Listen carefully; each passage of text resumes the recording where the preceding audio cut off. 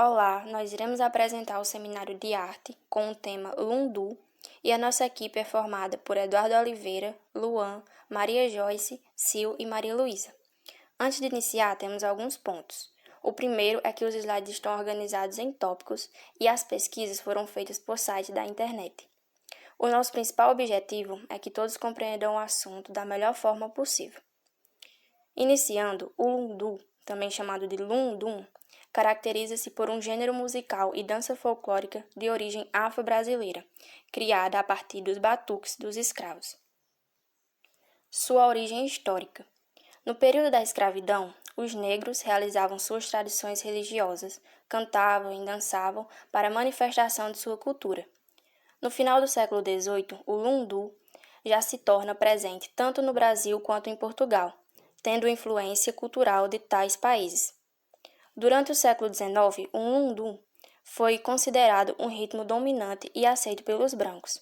Entretanto, no início do século XX, deixa de ser símbolo de identidade e passa a ser proibido, pois foi considerado uma dança que imitava o ato sexual, ou seja, se tornando um atentado ao pudor. Contudo, alguns escravos continuavam às escondidas a cultivá-la. Tempos depois, o decreto caiu no esquecimento e o lundu passou a ser aceito e praticado novamente, mantendo sua principal vertente, que é a sensualidade, e tornando-se manifestação folclórica.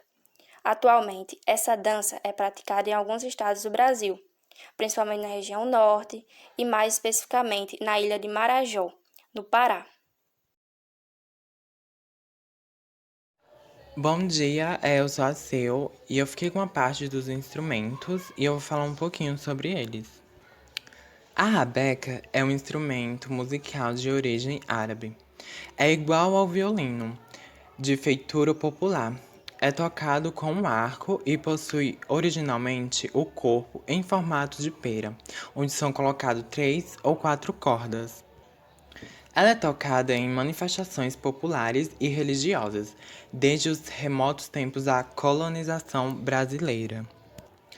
O ganza é um instrumento musical de percussão utilizado no samba e outros ritmos brasileiros. Ele é classificado como um idiofone executado por agitação.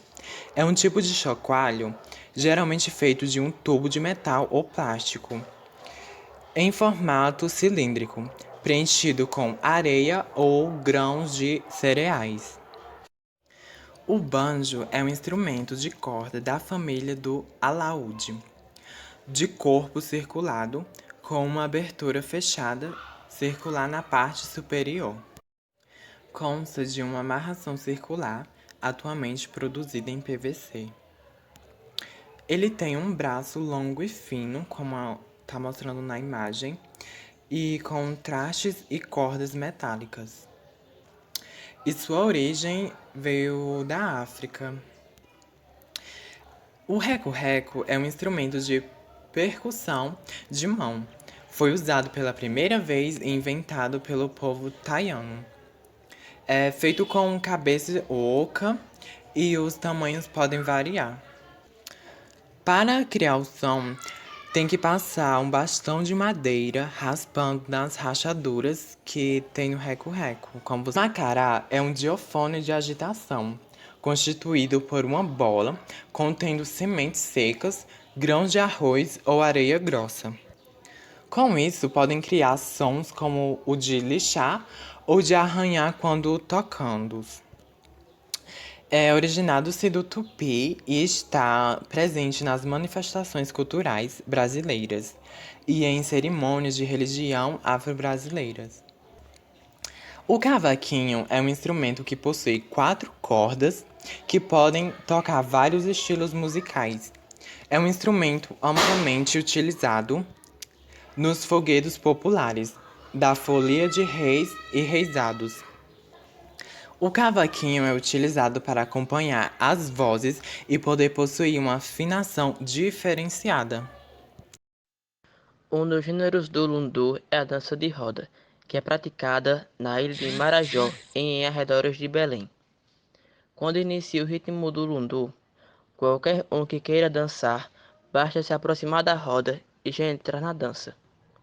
Geralmente, quando formada, uma dançarina dá início à dança e logo em seguida ela convida alguém para lhe substituir. O convite pode ser feito através de uma batida de pés ou palmas diante da dançarina. Nessa dança, quem predomina são as dançarinas. Homens apenas observam ao redor até serem convidados. Sensualidade na dança. Foi considerado o lundu o primeiro gênero musical afro-brasileiro e tinha como objetivo o cortejo amoroso entre os casais que se davam numa roda de batuques.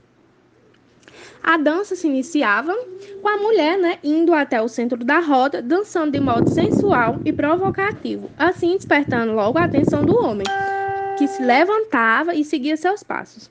E ela, em meio ao charme e à recusa, acabava cedendo, aceitando sua companhia.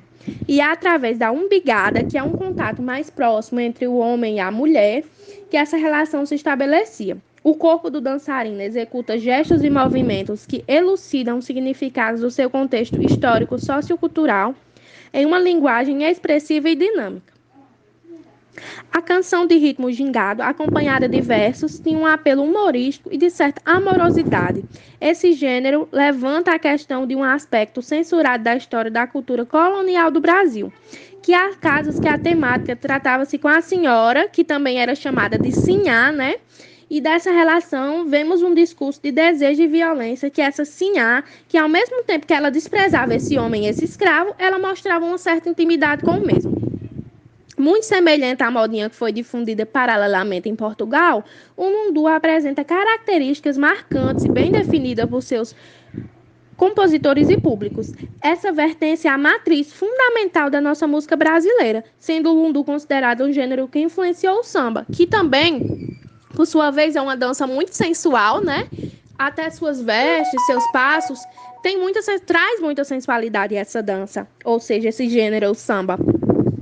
E com o passar do tempo, o lundu foi se adaptando e sendo dançado em salões, bailes, circos, teatros, não só do Brasil, Mas em alguns outros países latino-americanos, sendo eles também, por exemplo, Argentina, Uruguai, Peru, Chile, Bolívia, e atingindo uma grande popularidade. Com a difusão da dança, ela alcança o norte e o nordeste do Brasil, sobrevivendo até os dias de hoje, sendo cultivada por negros e mestiços, uma modalidade de dança de roda de lundu mais comportado e praticada na ilha de Marajó e arredores de Belém do Pará. E agora conhecido também como lundu do Pará, Apesar de algumas modificações feitas por meio de desdobramentos de processos culturais que fazem a parte das matrizes culturais marajás, a importância da conservação desta dança folclórica que ajudou a definir a identidade cultural brasileira precisa ser mantida. Ela tem que ser uma das primeiras manifestações afro-brasileiras, pois ela também não é só uma dança, ela é uma resistência, ela traz sensualidade, humor, amor, tudo em uma modalidade só, ou seja, a dança do lundu. Eu fiquei com a parte dos representantes do lundu. Bom, vou falar um pouco deles. Domingos Caldas Barbosa foi o poeta e músico brasileiro, e também mestiço violeiro, compositor de modinhas e lundus, poeta satírico e o mais famoso e reconhecido nome da música popular brasileira em seus primórdios. Então, Francisco Manuel da Silva foi compositor, regente e professor. Ele foi autor do hino nacional brasileiro, apesar de ser um dos grandes compositores eruditos do Império. Deixou sua contribuição para a música popular brasileira, compondo algumas modinhas, quadrilhas e valsas e lundus. A composição mais famosa é o Lundu, da Marrequinha, com letra de Paulo Brito, muito popular naquela época. E Sisto Bahia foi cantor, ator, compositor brasileiro. Foi também o compositor da primeira música gravada no lundu, Isto é Bom. Bom, esse foi o nosso seminário de artes. Eu espero que vocês tenham gostado e compreendido. A gente falou da melhor forma possível para a melhor compreensão de vocês. E obrigado pela atenção de todos. Princesa do luau, a preta que me achou é flor do cafezal. E rodei, ai ai, como eu rodei, sentindo que a paixão era por tudo em mim. A força de um olhar, nós dois à beira-mar, aos toques do tambor. Segura teu cheiro e teu sabor, me embriaga feito tarubá, recende em teu suor, teu brilho negro sol, o cheiro da maré, as curvas da mulher, os corpos dando um nó, te faço um cafuné. Morena flor, me leva pro teu mundo, me laça num segundo, me ama sobre o mar, uma canoa, ai ai que coisa boa. O vento vai soprando e a gente se espalhando pelo ar.